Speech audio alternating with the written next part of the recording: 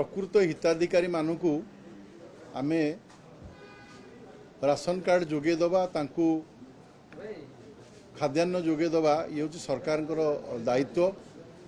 विगत सरकार जो भाव में अयोग्य लोक मैंने राशन कार्ड हाथी थिले एवं विशेषकर सरकारी कर्मचारी आरंभ कर मृत व्यक्ति जो मान को बाद दिया जाऊ नथिला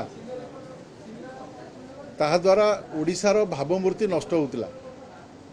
आमे राशन कार्ड अधिक देकर निजकू गरीब राज्य बोली प्रतिपादित करुले।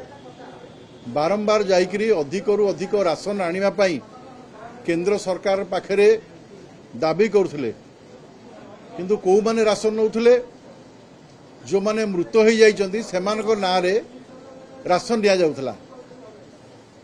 आज माननीय मुख्यमंत्री मोहन माझी को नेतृत्व में जोगाण विभाग पक्षरु व्यापक सर्वे होता एवं समस्त राशन कार्ड को ईकेएससी रे अंतर्भुक्त करिया पई कुहा जाइथिला।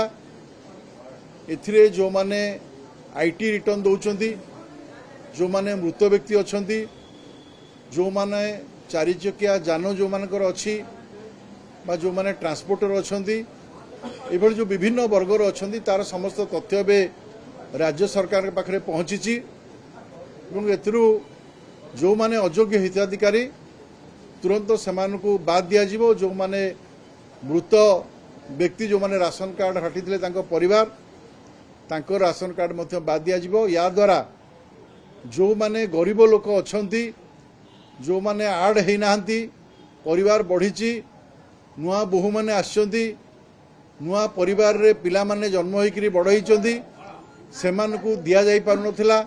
या द्वारा अधिकरू अधिक योग्य लोक को हिताधिकारी को सरकार अंतर्भुक्त करेंगे।